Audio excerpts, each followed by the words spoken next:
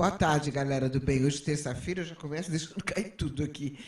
Hoje é dia do nosso bate-papo, aquele bate-papo agradável que todos gostam. A galerinha do Face também vai nos acompanhar. Qualquer dúvida que você tenha, demaistv.com.br, pode fazer toda a sua pergunta. Olha, hoje eu estou com Eduardo Nunes de Carvalho, contador, pesquisador, membro da Eubiose e sócio da Numeric Consult. E hoje, sabe qual é o assunto? A espiritualidade e o futuro do Brasil. O que reserva a espiritualidade para a gente nesse futuro do Brasil? Boa tarde, Eduardo. Tudo bem? Boa tarde, Lucimara. Tudo jóia. Muito obrigada, viu, pela sua presença. E vamos ajudar a galera aqui a esclarecer, porque tem bastante gente muito curiosa querendo saber, principalmente porque, olha, crise política, crise econômica, violência, um terror formado, né? Esse é o cenário do nosso país. Existe alguma luz no fim do túnel na espiritualidade? Sim, existe. Nós estamos falando de uma crise momentânea, algo que vai passar.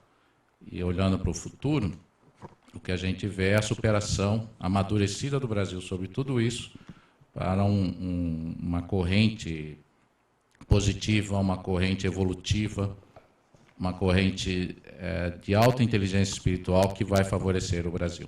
Então, sim, vamos passar por tudo isso e vamos sair fortalecidos dessa crise. Mas o futuro espiritual do Brasil, na veia, como? Lucimara, há vários sinais que mostram que a América do Sul, e em destaque o Brasil, vai ser o berço de uma nova civilização. Isso não é para agora, isso não é para os próximos 20 anos, mas para um futuro de daqui a 3, 4 gerações vai ficar bem visível isso. Então, é como o planeta tem um ciclo evolutivo que passa por diferentes regiões, está para chegar a vez da América do Sul e o Brasil, até pelo seu gigantismo, vai liderar esta nova fase.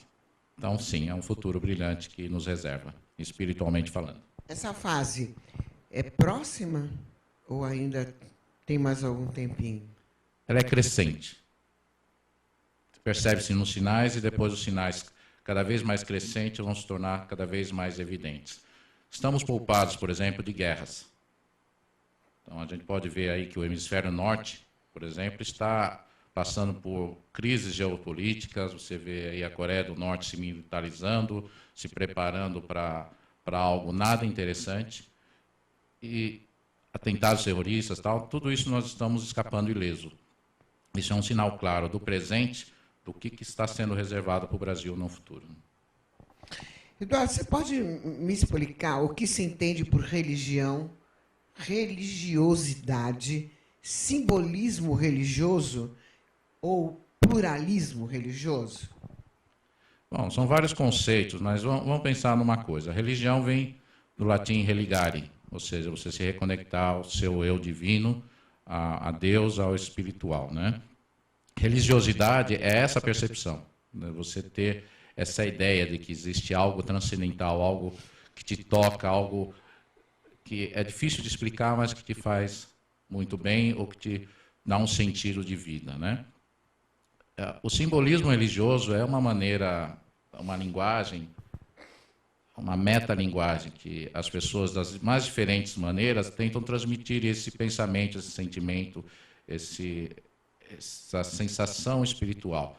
Então, por exemplo, as artes deixam bem evidentes isso, né? E acho que o pluralismo religioso tem a ver com sincretismo e o melhor, ecumenismo, que é eu enxergo a verdade, a minha verdade que eu enxergo na minha visão religiosa, eu enxergo no seu credo religioso. Então, isso diplomaticamente é uma coisa interessante, porque ao mesmo tempo você compreende e você evolui crescendo juntos numa diversidade de pensamentos. A cultura da paz é isso, na verdade, né? Entendi. Eduardo, explica um pouquinho sobre a ligação do país para com a lenda de Jazão e os Argonautas. E explica também Jazão e Argonautas, para a nossa galera do bem. A mitologia grega fala que Jasão precisava conquistar seu império, se tornar rei, desde que ele fosse na Cólquida, onde hoje é a Geórgia, na antiga União Soviética, recuperar o tosão de ouro, que os fios de ouro, né, do tosão, que simboliza o conhecimento, simboliza a sabedoria, né? Bom, ele vai até a Cólquida, ele vai em embarcações marítimas, onde seus bravos marinheiros são chamados argonautas, liderados por Argos, e Jasão passa por 12 provas que faz com que ele saia vencedor, uma história muito parecida com a de Hércules, né? E ele retorna à sua terra ambicionada, trazendo a rainha, trazendo o tosão de ouro e, portanto, sendo o detentor do conhecimento e da sabedoria, né? O que isso tem a ver com o Brasil? Isso tem a ver, na verdade, com o ideal das grandes navegações. Tanto os portugueses como os espanhóis perceberam que a era das navegações era a era de redescobrir o mundo. E essa redescoberta fizeram com que eles acreditassem que haveria de ter uma terra onde era possível de se encontrar o tosão de ouro, o Eldorado. E essa visão, para os portugueses, convergiu ao interior do Brasil. Então, o Eldorado há de existir no interior do Brasil. Simbolicamente falando, isso gerou a criação de uma ordem chamada a Ordem do Tosão de Ouro. E a Ordem do Tosão de Ouro foi usada pela família real brasileira, pela família real portuguesa e por grandes casas monárquicas da Europa. Então, se você, por exemplo, vê as insígnias, as roupas usadas tanto por Dom Pedro I como Dom Pedro II, vai ver o tosão, né, um carneiro assim, a pele de um carneiro, né, como símbolo dessa ordem do tosão de ouro. Isso que eu estou dizendo da ligação com o Brasil já começa a formar a ideia de que o paraíso da Terra, ambicionado, por exemplo, pelos jesuítas, há de se construir nas terras novas, na América. E na parte dos jesuítas que exploraram o Brasil, há de ser construído no Brasil. Entendi. O padre Antônio Vieira, ele aborda a profecia do Quinto Império. O que é essa profecia? O que tem a ver com isso? O padre Antônio Vieira, ele era um mestre da oratória, ele viveu no século XVII no Brasil, português, agitou muito as coisas na época, porque ele foi até Roma, se envolveu com a Inquisição, quer dizer, foi citado pela Inquisição por causa da sua incrível visão de mundo, né? E uma das visões dele era de que o sonho de Daniel, a interpretação de Daniel ao sonho de Nabucodonosor II, como está mencionado na Bíblia, falava de uma estatueta, onde cada pedaço dessa estatueta simbolizava um império.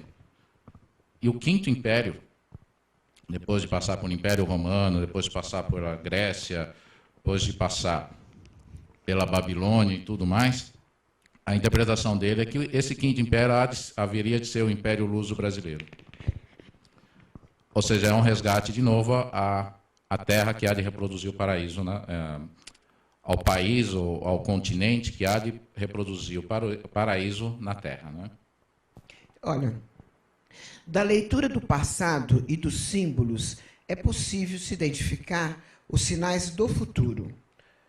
Como que você identifica esse pensamento? Como pode? O mundo, ele tem fatos assim que mostram serem aleatórios, mas a grande parcela dos acontecimentos são acontecimentos previsíveis ou que têm causa e efeito no longo e curto prazo. Talvez não tenhamos percepção disso, porque nós estamos vivendo isso. Então, não estamos distante para poder fazer uma visualização do todo. Mas quando você está a certa distância, você enxerga isso com relativa clareza, né? Então, esses sinais estão evidenciados via mitologia, esses sinais estão idealizados via acontecimentos, e as catástrofes, por exemplo, nos ajudam sempre a repensar nisso, que é um exemplo. Como se explica que a família real portuguesa esteve num evento religioso fora de Lisboa? Em 1755 acontece um terremoto que varre Lisboa e o sul de Portugal, e a família real escapou ilesa disso. Quanta interpretação foi feita sobre acontecimentos como esse que faz com que o ser humano se recoloque e pense: meu Deus, existe vida inteligente, existe um pai, existe uma mãe, existe Deus, para onde estamos indo? Esses são os sinais que nos refletem, ou discretamente ou muito abertamente, a pensar no mundo e pensar no futuro. Então, o caldeamento cultural e espiritualista decorrente do caldeamento racial, isso nos ajuda, esse caldeamento? Simara, quando a gente pensa em caldeamento racial, nós estamos pensando num choque cultural, numa quebra cultural entre europeu, entre asiático, entre africano, entre indígenas, silvícolas. Imagina, quem tem aquelas convicções racistas acaba se perdendo ao perceber que a sua filha vai se casar com o suposto inimigo da outra raça. E disso nasce uma mescla, uma pessoa que é uma mescla de duas raças diferentes, que vai mostrar que aquela intransigência cultural não faz sentido. O que faz sentido é cada um aprender a experiência de cada cultura e extrair dela o melhor.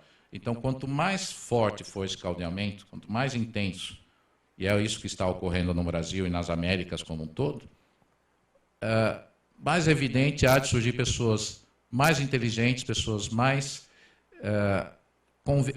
que estejam mais compreensivas ao que acontece no mundo, e essa diferente visão de mundo vai nos transformar. Esse avanço tecnológico que estamos vivenciando aí nos últimos anos, o uso de smartphone, o uso de mídias sociais e as soluções que a ciência está nos apresentando, imagina com as pessoas que estão surgindo com uma vivência, uma vida, um estilo de pensamento diferente dos nossos avós, vão fazer com isso. É um conhecimento que nos leva a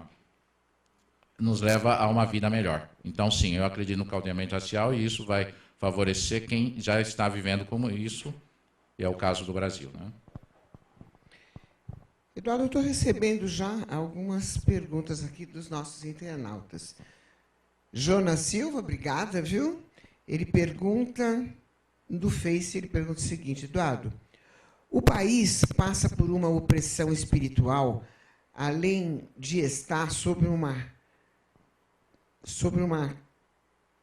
um terror aqui de espíritos malignos em nosso Congresso. É isso que está acontecendo? É isso que a imprensa está mostrando. É isso que nos faz pensar que está acontecendo. Está parcialmente acontecendo. O Brasil vai sair desta crise. O Brasil vai superar isso, e qualquer força maligna que está lá agindo, essa força maligna também tem seus limites, já está dando sinais de sua exaustão.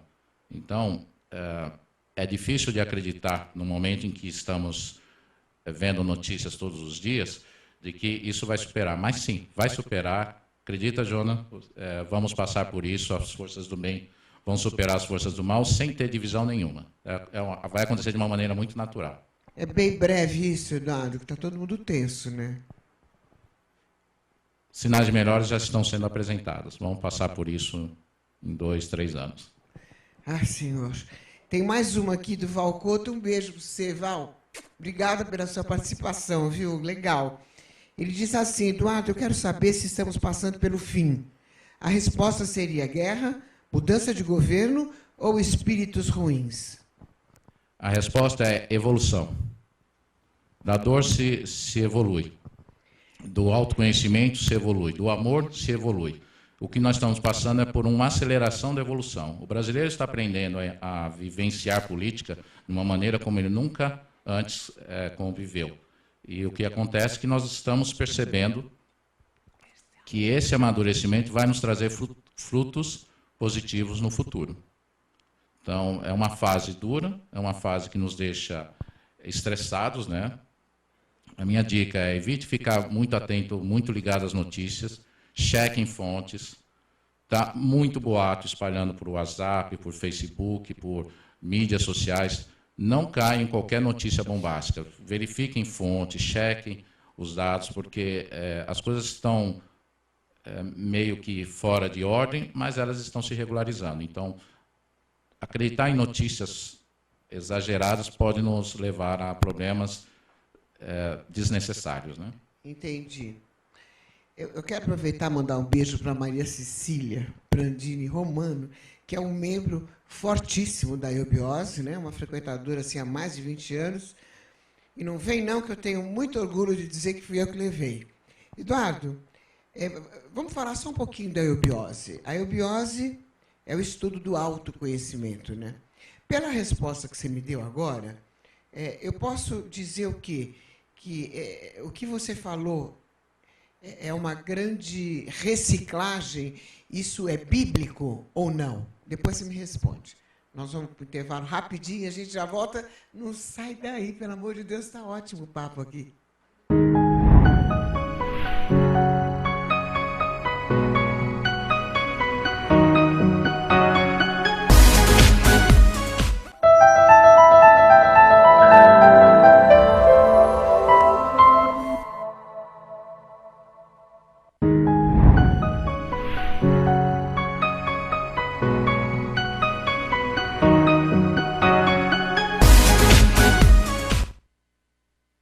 Olá, galera. Eu estou aqui com o Eduardo Nunes de Carvalho, falando sobre o futuro, a espiritualidade do país. Mas a gente estava na eubiose, né, Eduardo? Vamos falar só um pouquinho sobre a eubiose, que a galera quer saber.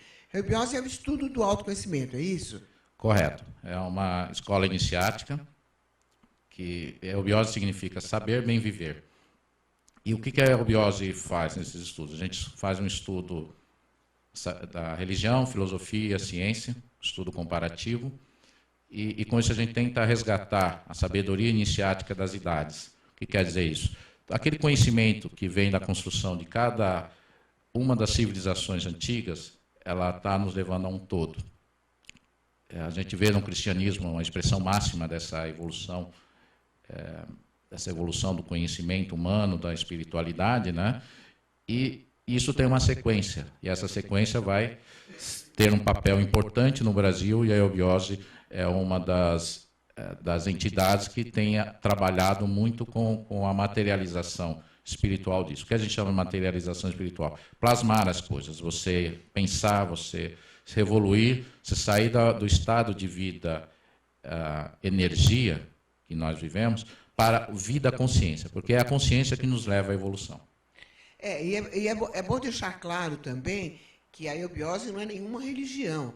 Pelo contrário, ela ouve, ela vê, ela explica e a conclusão é sua. Sem dúvida, é uma busca do autoconhecimento. Né? É o estudo do autoconhecimento. O autoconhecimento que a gente pensa é quem eu sou, de onde eu vim, né? O que eu estou fazendo aqui. Qual é o princípio disso, Eduardo? Por onde se começa o autoconhecimento? O professor Henrique José de Souza, que foi o fundador da eubiose, ele falava muito em escola, teatro e templo. Então, temos que nos trabalhar sobre esses 3 aspectos, ou seja, o aspecto material, o aspecto emocional, o aspecto espiritual. O equilíbrio da vida passa por você se equilibrar com isso, seja por yoga, seja por meditação, seja por orações. Você consegue trabalhar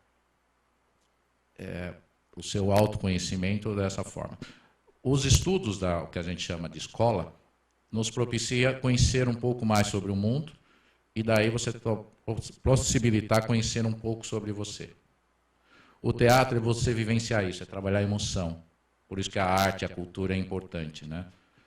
Os esportes também, de certa forma, né? E aí vem o lado templo, que é o lado em que você se recolhe, é o lado que você reflete, você se observa, você observa as pessoas, você aprende com as pessoas, você aprende a ouvir mais do que falar. e com isso você vai sintomaticamente se transformando. Eduardo, na verdade, todos nós sabemos que nós estamos vivendo um momento político muito triste. Nós estamos no país da impunidade completamente, a violência, a educação, enfim, está tudo um grande terror. Você acha que tudo isso é uma grande reciclagem? Você acha que tudo isso é uma evolução? Isso é bíblico? Sem dúvida. O mundo é cíclico. As evoluções passam por fases. E momentos de crise são momentos de oportunidade, oportunidades que visam você se transformar, aprender e passar para o novo ciclo. Então, sim, isso a Bíblia mostra várias passagens de crises e superações, e isso é algo que podemos superar, como a humanidade já mostrou que ela é capaz de superações. É por aí, né? Sem dúvida. É por aí. Em suas palestras, seus estudos, você sempre correlaciona as bandeiras e brasões a uma espécie de destino traçado para aquele Estado representado. O que você tem a nos dizer sobre o pavilhão nacional? Seguramente não é nesse momento que eu vou dizer tudo o que eu sei ou tudo o que eu penso sobre a bandeira, né? Que ela é linda, ela é emocionante, a bandeira do Brasil. Mas vamos dizer duas coisas sobre ela nesse momento. Que uma das mais sagradas constelações, aquela constelação que é visível a olho nu no hemisfério sul, que não é visível no hemisfério norte, está no centro de nossa bandeira, que é o Cruzeiro do Sul. Aliás, é tão importante que ela faz parte do brasão, né? Então, o Cruzeiro do Sul já é um elemento sagrado importantíssimo que está na bandeira, né?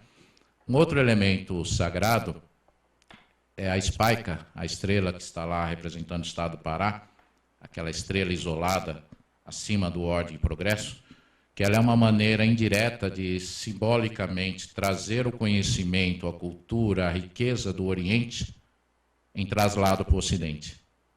Então, aquela estrela, ela significa muitas coisas, e esse é um dos significados sagrados, por isso que eu chamo de meta-histórico e não histórico, né? Que nos livros você não vai ver isso escrito com clareza, mas ele tem essa simbologia de trazer do Oriente para o Ocidente, e essa estrela tem essa representação. E sobre estados como São Paulo, Bahia, Distrito Federal?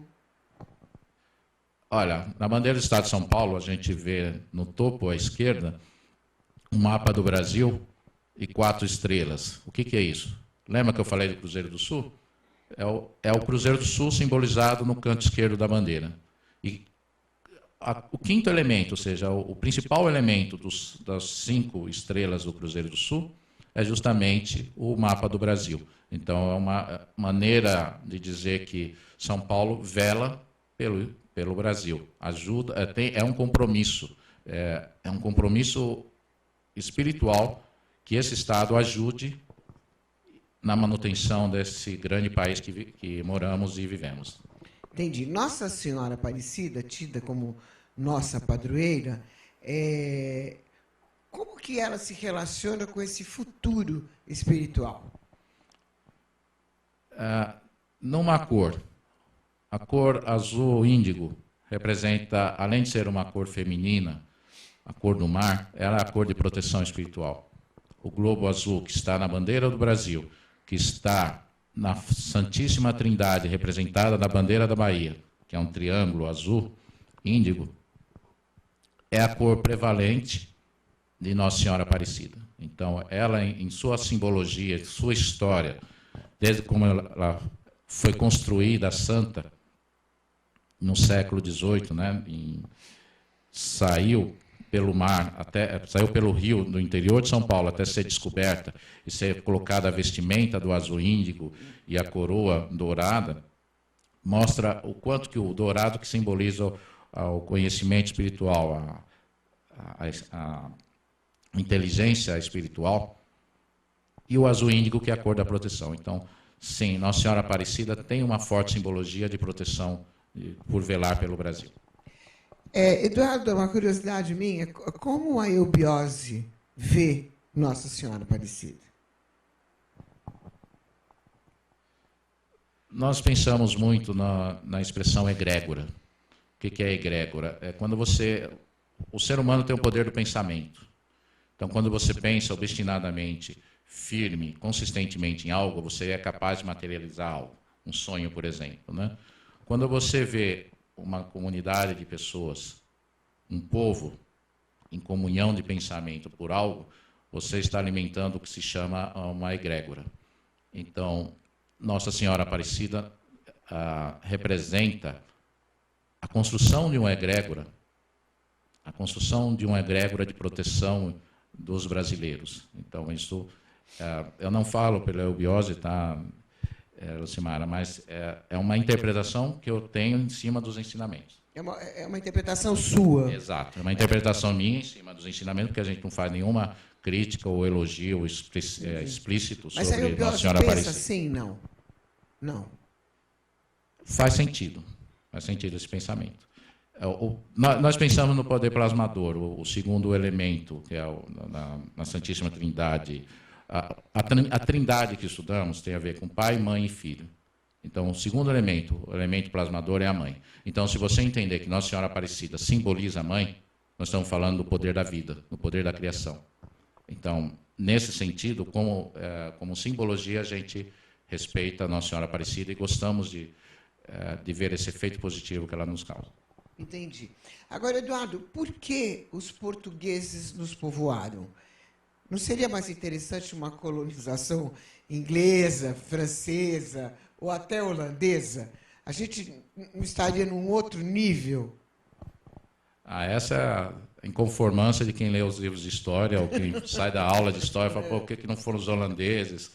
Por que não foram os ingleses, os franceses e tal? Os franceses tentaram e mostraram, provaram por si só, na sua história, que não eram eles que tinham a condição, o jogo de cintura necessário para administrar um continente, uma parte, um meio continente que o Brasil é em relação à América do Sul. Os ingleses, muito racionais, legal, mas também não têm esse gingado para lidar com os trópicos. Os holandeses também tentaram. O melhor representante holandês a estar, de famílias reais, a estar no mundo, esteve aqui no Brasil, no momento da ocupação holandesa, né?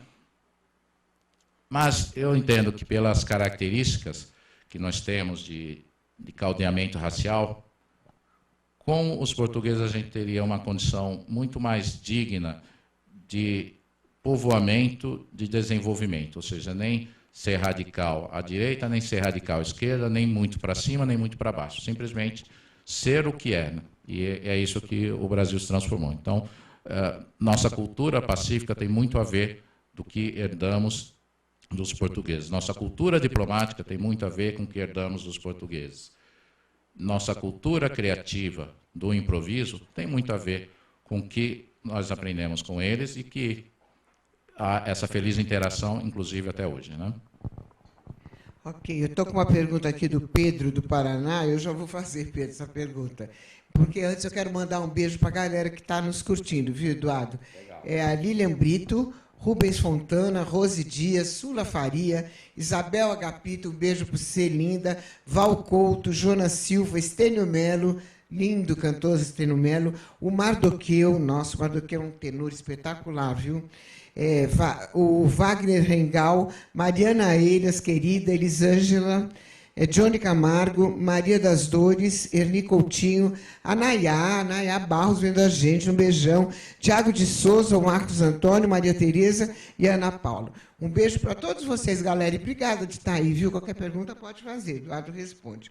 Agora vamos ao Pedro do Paraná. Ele deve estar com dor na consciência, Eduardo, porque ele pergunta assim, quando fazemos um juramento e não cumprimos, isso pode nos acarretar algo negativo na nossa vida, Eduardo? Sim. Resposta objetiva. Sem dó. Sem dó. Porque é no que você acredita. Como você acredita que aquele juramento é sério o suficiente e sabe, portanto, das responsabilidades, se você quebrar um juramento sabendo da implicância da quebra daquele juramento, então sim, terá consequências. Agora, se você vê que é um juramento, que ele é fraco, que ele foi feito sob uma circunstância que você não estava em plena consciência de ter feito esse voto, e você reviu e acabou quebrando esse juramento, então você está num outro estágio evolutivo e você terá também uma consequência diferenciada. Então, todas as nossas ações têm consequências. Mas você viu, Eduardo, tem um monte de gente que eu conheço que, assim, eles fazem promessa e não cumprem, e a promessa rola, eles estão na boa, aí eles acabam não cumprindo. E aí, como que fica isso? Lucimar, né? A questão de longo prazo. Se você se mostra uma pessoa que não cumpre palavra, no longo prazo você vai ser uma pessoa de mais credibilidade ou de menor credibilidade? É de menor questão de caráter aí, né? Você quer conviver com bom ou mau caráter? Não tem como. Mas a minha opinião, eu acho que é uma questão de caráter, né? Eduardo, a eubiose é uma das entidades espiritualistas que mais aborda sobre o Brasil como um país do futuro. O que ela prega, a eubiose, nisso aí? Como as dimensões continentais do país, o seu caldeamento racial e o que nós chamamos de itinerário de Ió, que fala desse ciclo itinerante da corrente dos espíritos humanos estar em evidência numa região, a ponto que vai chegar a vez da América do Sul. E quando chegar a vez da América do Sul, o Brasil vai ter um papel de destaque. Esse papel de destaque, ele se dá numa formação, por exemplo, eu falei da tríade, né, da Santíssima Trindade. Então, 3 regiões há de se destacar. E a identificação que nós temos do pai, mãe e filho seriam as regiões de Itaparica, na Bahia, como a mãe, a região de São Lourenço como o pai, a região de Chavantina, Nova Chavantina, no Mato Grosso, como o filho.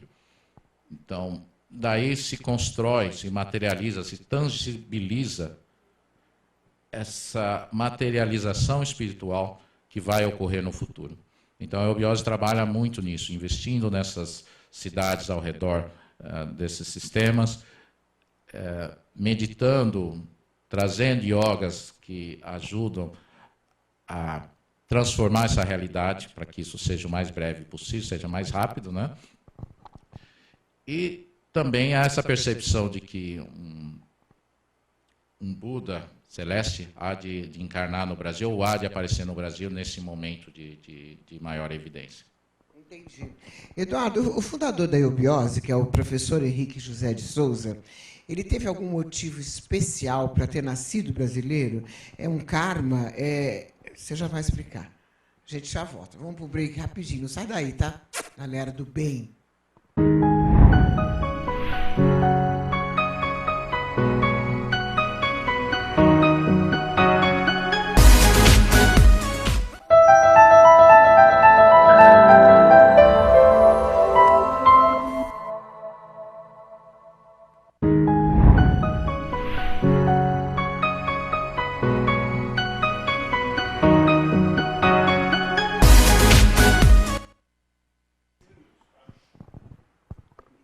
Então, galera do bem, estou aqui com o Eduardo, a gente está falando sobre coisas, eu tenho muita coisa ainda para perguntar para ele, mas eu tinha feito uma pergunta sobre o fundador da eubiose, né? Eu quero saber por que ele nasceu brasileiro, se é uma missão. O professor Henrique José de Souza nasceu em Salvador, na Bahia, em 1883. Ele é o grande iniciador dos espíritos humanos de arrancar essa vida, energia para a vida, consciência. Ele, como iniciador, ele nos propiciou uma verdadeira transformação planetária e preparou a eubiose e as construções para que estivéssemos estruturados para chegar a esse momento da vez da América do Sul e do Brasil, né? Então, o professor Henrique José de Souza, como encarnado, vivendo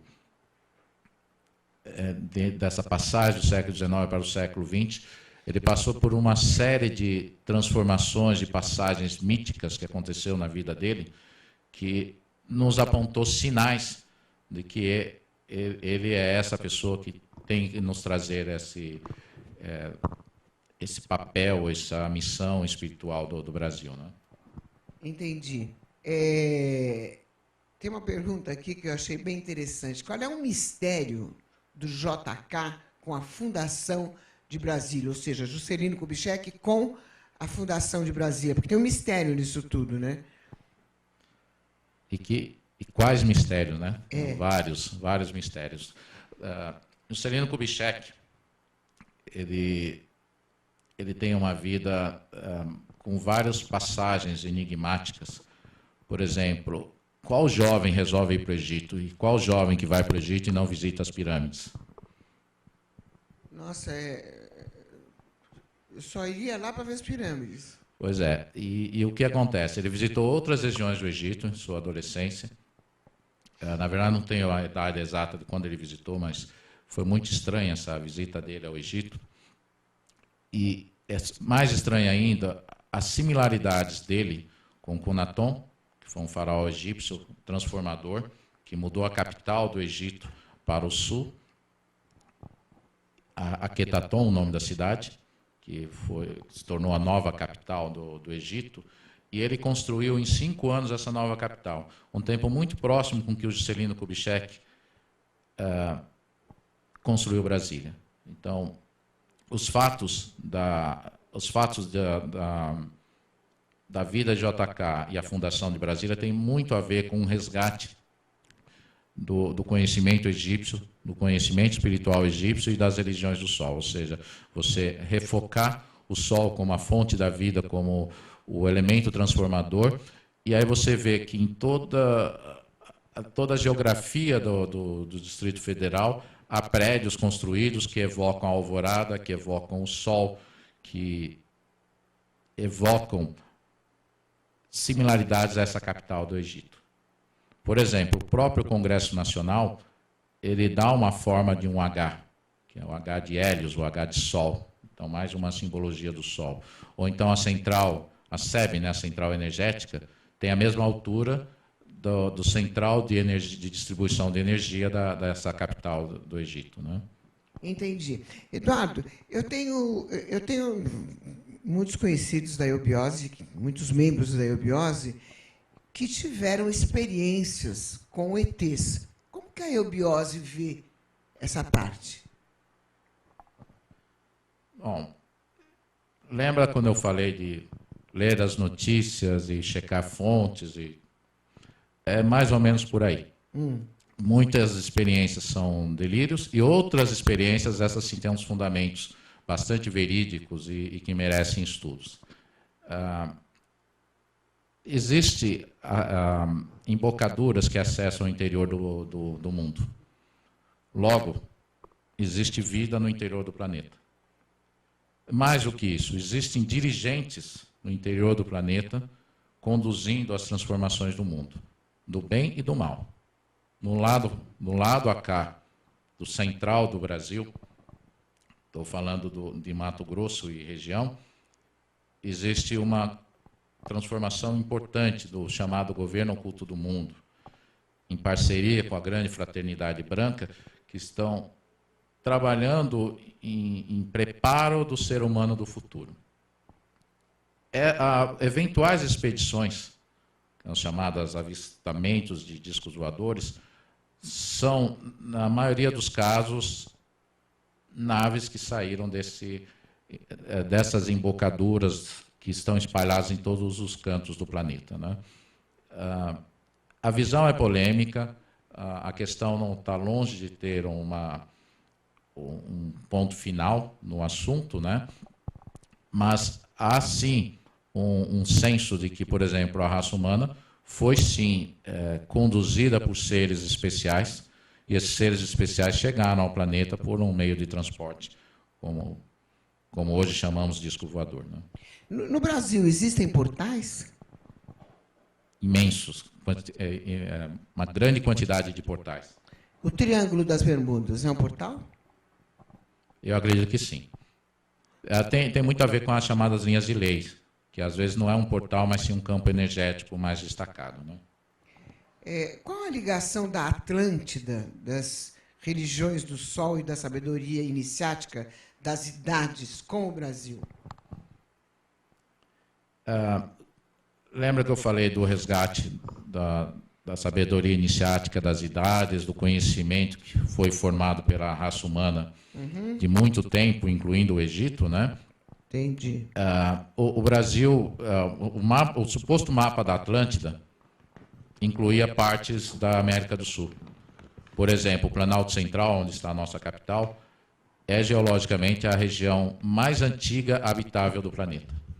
Então, aí, só daí você já percebe uma certa ligação da Atlântida com o Brasil, né? E quem foram os estrangeiros que vislumbraram o Brasil como o país do futuro? Podemos citar alguns. O José Vasconcelos, um sociólogo mexicano, que acreditava muito na pluralidade das raças, no caldeamento racial. Ele saiu do México, veio nos anos 20 visitar o Brasil e saiu bastante animado com o que viu por aqui. O polígrafo Mário Roso de Luna, espanhol. O Stefan Zweig, um escritor destacado austríaco que fugiu da Segunda Guerra Mundial e veio morar no Brasil, veio morar em Petrópolis, e antes dele vir para o Brasil já tinha escrito que o Brasil era o país do futuro. Então, são exemplos de estrangeiros que também visualizaram isso. Agora, que segredo é esse que está escondido no centro do Brasil? E onde? Olha, haja segredo, né, Lucimara? Veja que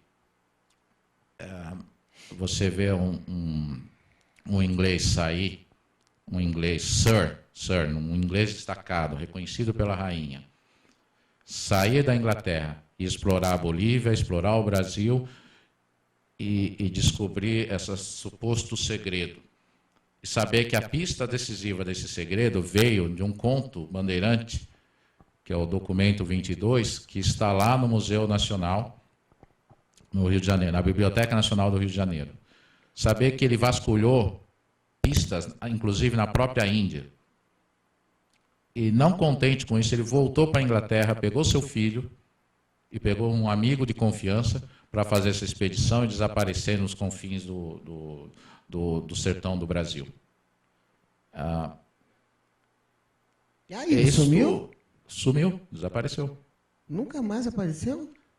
Então, a parte do mistério é você perceber que índios chavantes protegiam aquelas regiões e ele desapareceu com o filho de uma maneira consciente, que era o que as cartas que ele escrevia para a esposa dele, que continuou vivendo na Inglaterra, disseram muito serenamente: eu encontrei esse acesso a uma embocadura que me leva a conhecer a raça dourada que vive no interior do planeta e descobrir como chegar até lá.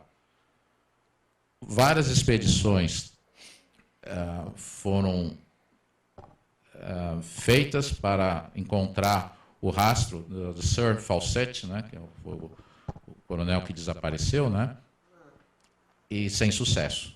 O próprio Assis Chateaubriand pagou uma expedição. Multinacionais alemãs, como a Krupp, pagaram expedições. O governo brasileiro se envolveu em expedições e sem sucesso. Ninguém encontrou nem ossada, e nem o corpo, e nem pista de onde ele foi parar.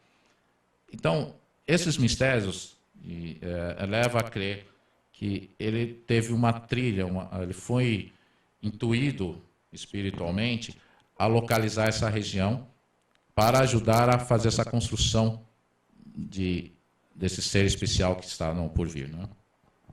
Entendi. E assim, e como que a gente faz para a gente estar preparado para esse futuro? Porque a gente tem que pensar assim, a divindade se manifesta. Como ela se manifesta?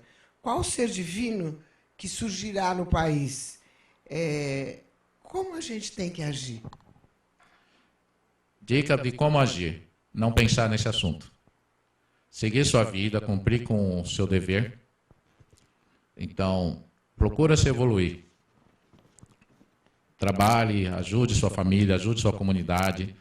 desenvolva seu trabalho de maneira ética e com visão de longo prazo. Ou seja, a nossa busca da transformação da vida e energia em vida consciência é um labor nosso. E essas notícias geográficas, olha, vai nascer aqui, tal, não leva a nada, gente, sendo bem sincero.